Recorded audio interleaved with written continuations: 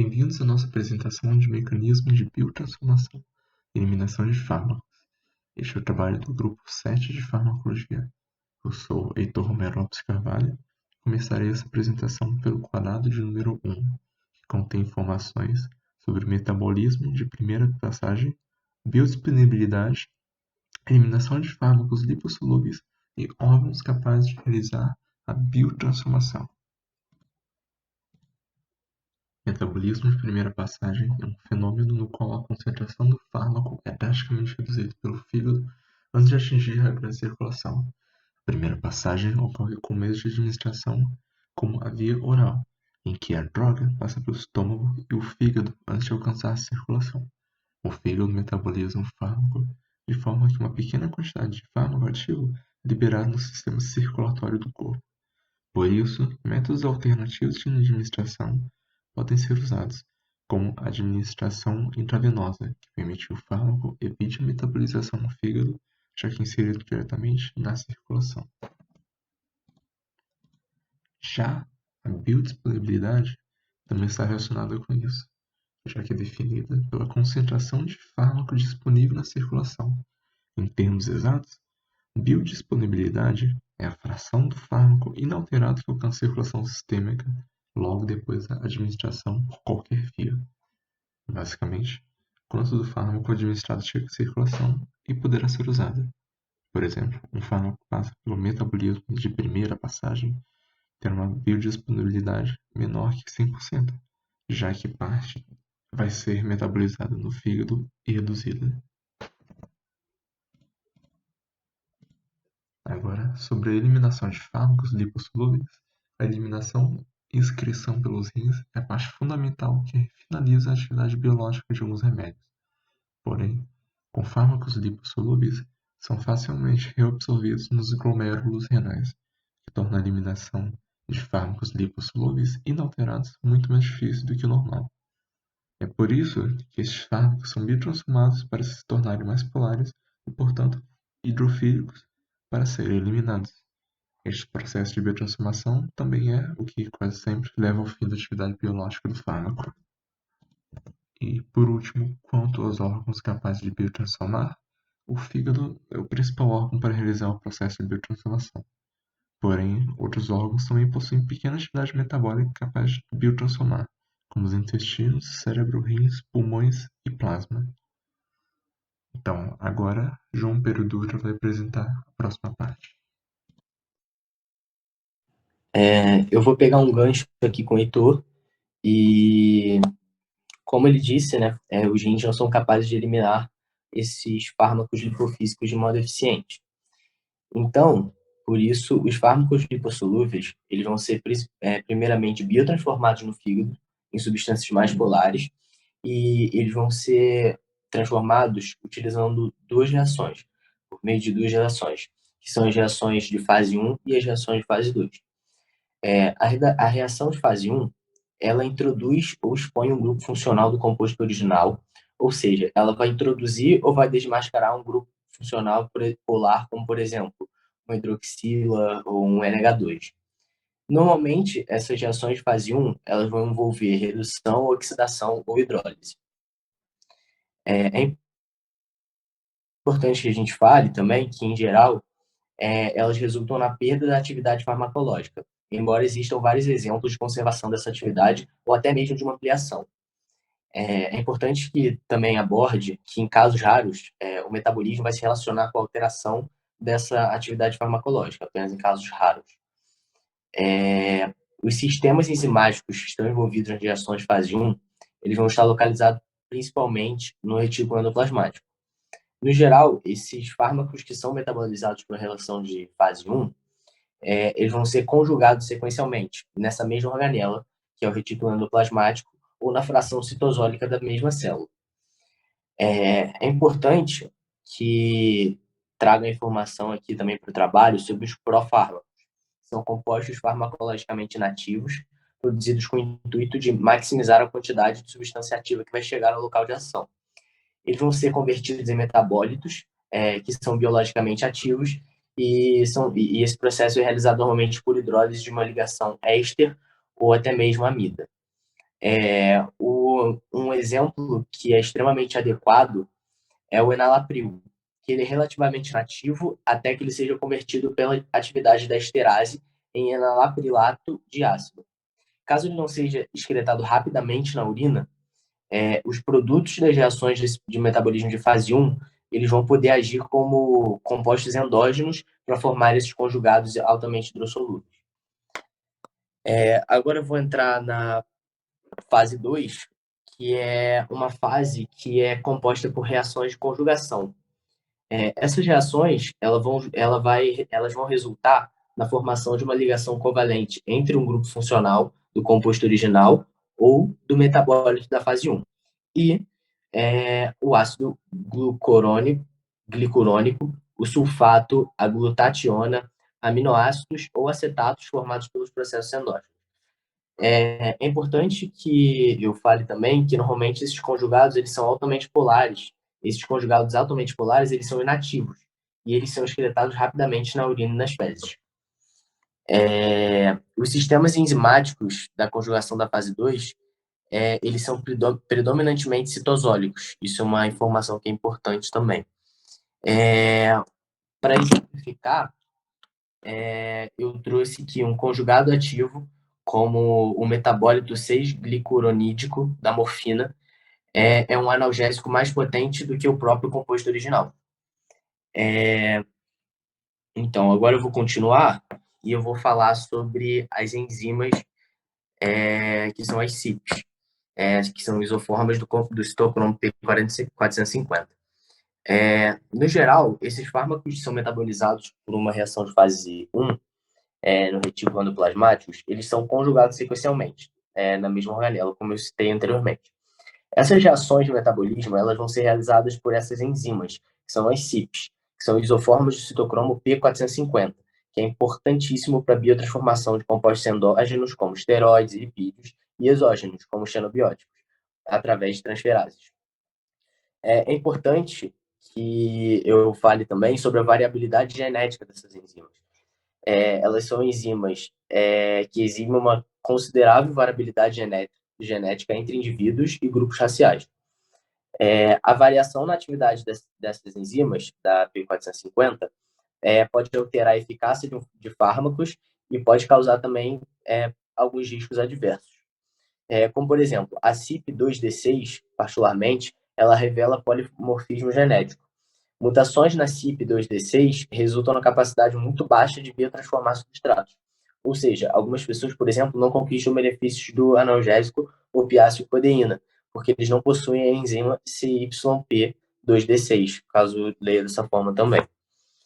É importante também que eu fale que a maioria dos fármacos ela é eliminada de acordo com uma cinética de primeira ordem, embora alguns, como o ácido acetil salicílico, em doses altas, seja eliminado de acordo com a cinética de ordem zero ou não linear. Agora eu vou abordar um pouco mais sobre situações clínicas que alterariam a meia-vida do fármaco. Por exemplo, quando o paciente apresenta uma normalidade que altera a meia-vida desse fármaco, o que você faz? São necessários ajustes na dosagem. Ou seja, esses pacientes eles podem apresentar o aumento da meia-vida dos fármacos, são aqueles que estarão com sintomas como diminuição do fluxo de sangue renal ou hepático, diminuição na capacidade de extrair o fármaco do plasma, diminuição da biotransformação. Nesses pacientes, pode ser necessário diminuir a dosagem ou aumentar o tempo entre as dosificações. Em contraste, a meia-vida de um fármaco pode ser reduzida aumentando o fluxo de sanguíneo hepático, diminuindo a ligação às proteínas, ou aumentando a própria biotransformação. Mas isso vai exigir dosagens maiores ou doses mais frequentes. Agora, por fim, eu vou citar um exemplo de um fármaco que não é biotransformado, ou seja, que ele é eliminado em sua forma ativa, que é o beta-lactância. Isso acontece com esse fármaco porque ele possui uma hidrossolubilidade muito alta. Assim, tem uma meia-vida curta no seu plasma e ele é facilmente excretado. Agora, a minha colega Júlia vai continuar. Então, agora eu vou falar um pouco sobre a formação de metabólitos tóxicos. Então, alguns fármacos, após sua biotransformação, eles podem gerar metabólitos tóxicos como o paracetamol, que no sistema enzimático do citocromo P450 gera o N-acetil-P-benzoquinona, que quando acumulado no fígado pode causar necrose hepatocelular. Agora, falando um pouco sobre os fatores que alteram o metabolismo, nós temos os fatores individuais, como a farmacogenômica, que explica que determinados genes herdados podem afetar a forma como o nosso organismo responde a medicamentos. Isso pode fazer com que sejam mais ou menos eficazes ou mais ou menos tóxicos.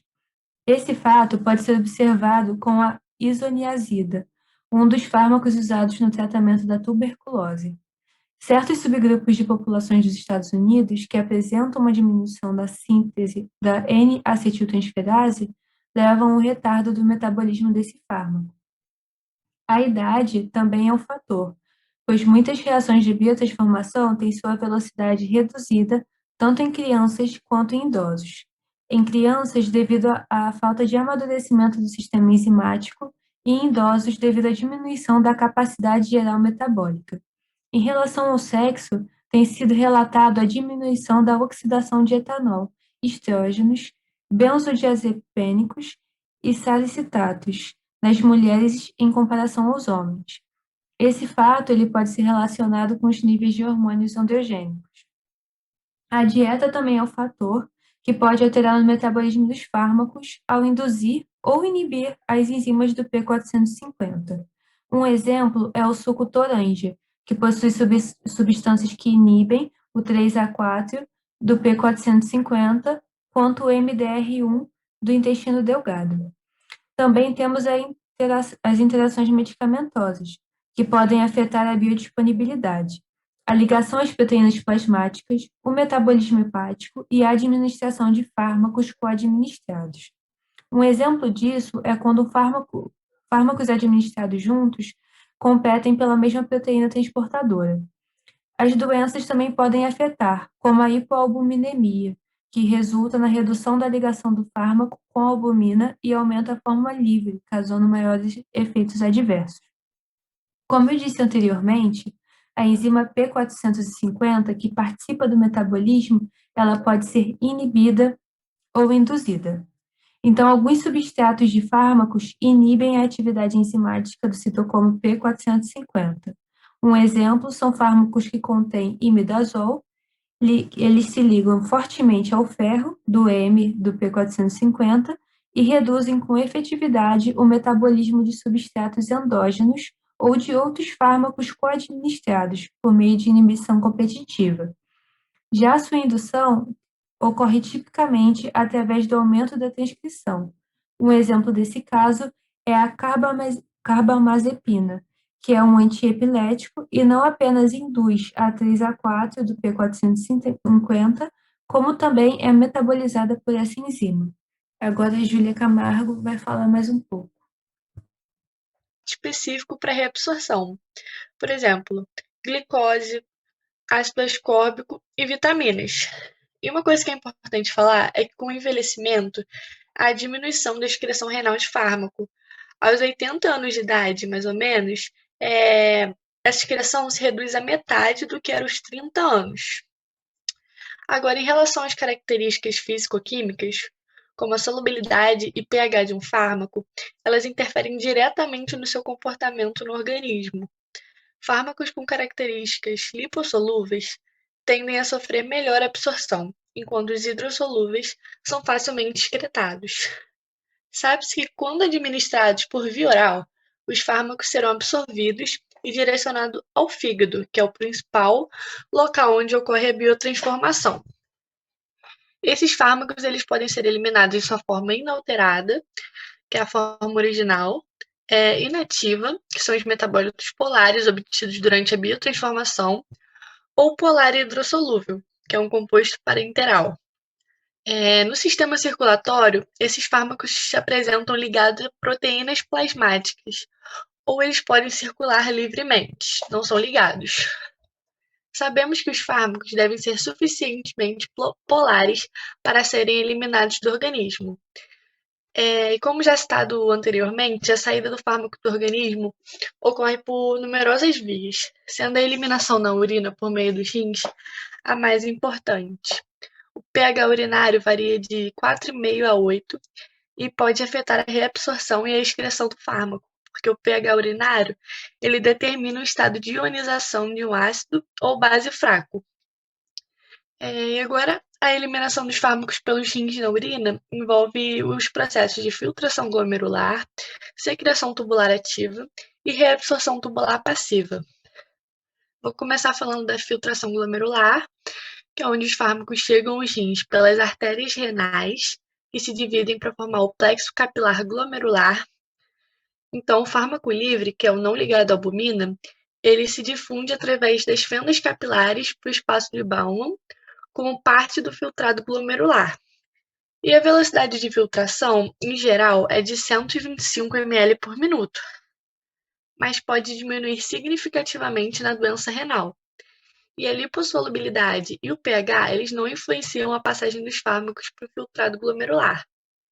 E é importante falar que as variações na velocidade de filtração glomerular e a ligação dos fármacos às proteínas também não afetam esse processo.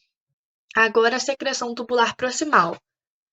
Os fármacos que não foram transferidos para o filtrado glomerular, eles saem dos glomérulos através das arteríolas eferentes que se dividem formando um plexo capilar ao redor do lúmen do túbulo proximal.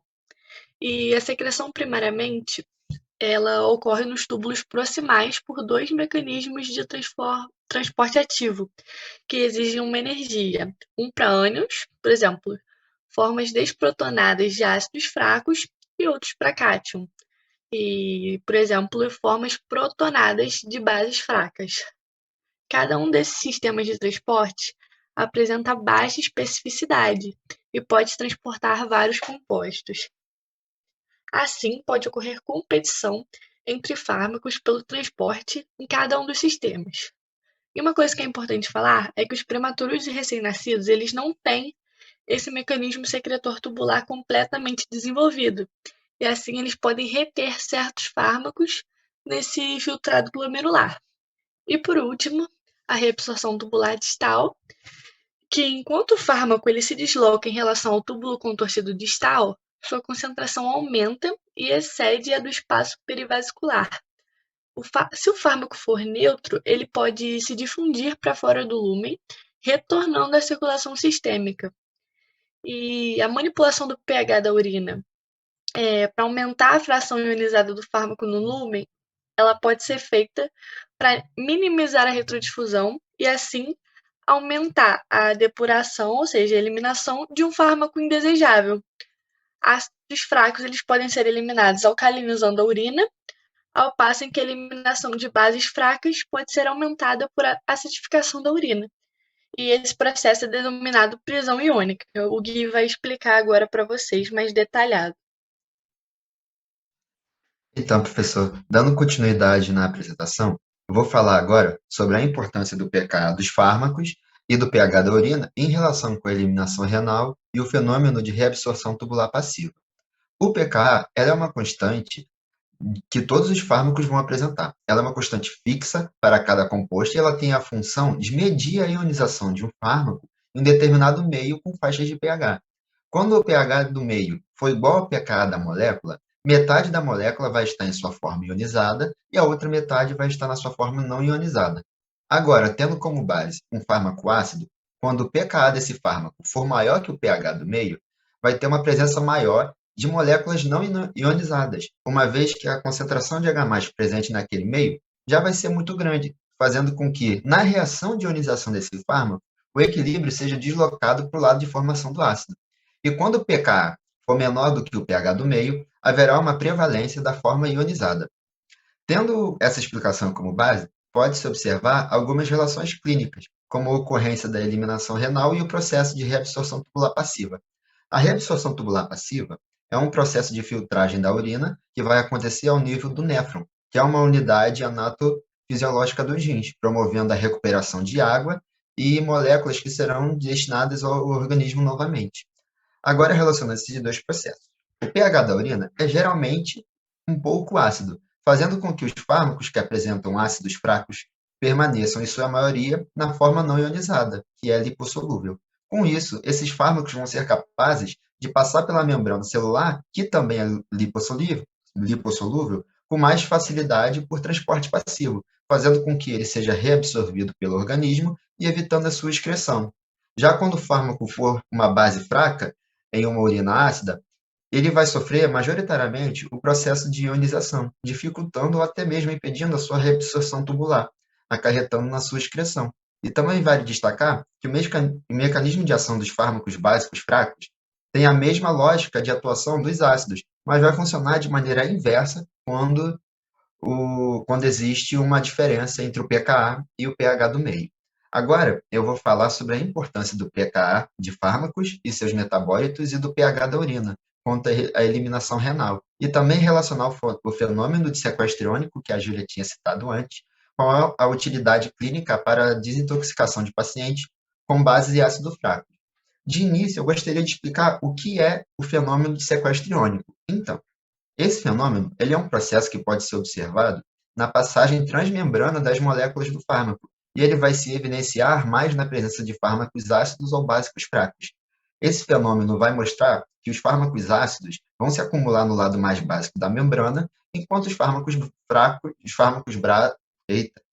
fármacos básicos vão se acumular na região mais ácida da membrana. E esse processo é um fator preponderante para a excreção dos fármacos, pois isso permite que o fármaco permaneça na urina, fazendo com que ele seja consequentemente eliminado. Além disso, esse fenômeno pode ser muito importante para a desintoxicação de pacientes, uma vez que fármacos podem ser administrados para alterar o pH da urina, acidificando o pH da urina quando se tem uma intoxicação por fármacos básicos, ou alcalinizando a urina em ocasiões que se tem uma intoxicação por fármacos ácidos, promovendo a eliminação dessas substâncias tóxicas do organismo desse paciente. Aí agora o Vinícius vai dar continuação na apresentação e fechar a apresentação também. Então, professor, para finalizar aqui, eu vou falar um pouco da eliminação biliar e circulação enterohepática. E a excreção biliar é o processo que envolve principalmente a eliminação de fármacos que não sofreram absorção via oral, né? E de alguns metabólitos que são excretados na bile ou ainda secretados diretamente para o trato renal e que não foram reabsorvidos, que vão acabar sendo eliminados, né? E a circulação enterohepática, podemos falar que é a transferência do fármaco para a bile, que acaba envolvendo a glicoproteína P.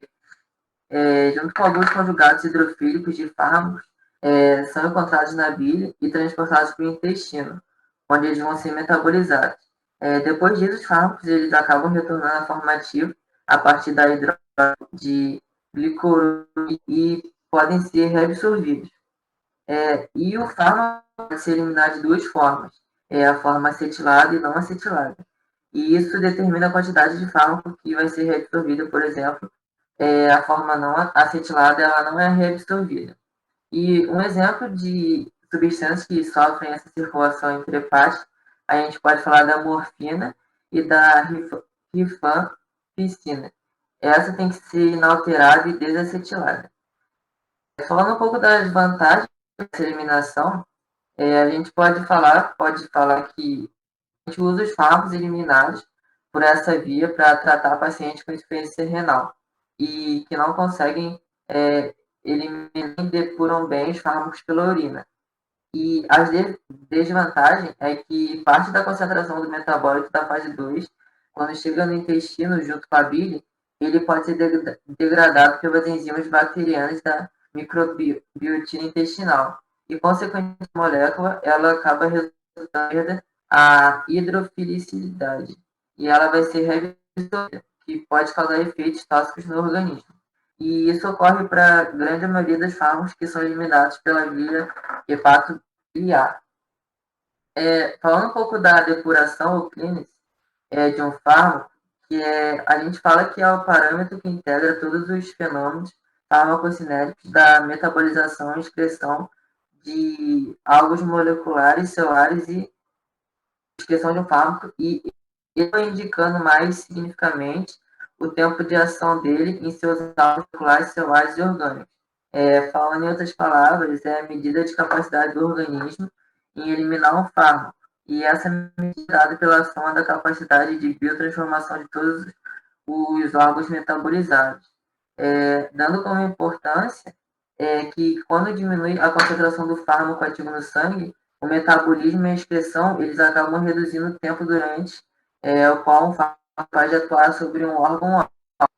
E falando só um pouco aqui, uma informação sobre a meia-vida de ação, que ela é definida como o tempo durante o qual a concentração do fármaco no plasma ele diminui para metade do valor. E é importante ter esse conhecimento da meia-vida, porque ele permite a gente calcular a frequência de dose necessária para manter essa concentração plasmática dentro da faixa terapêutica.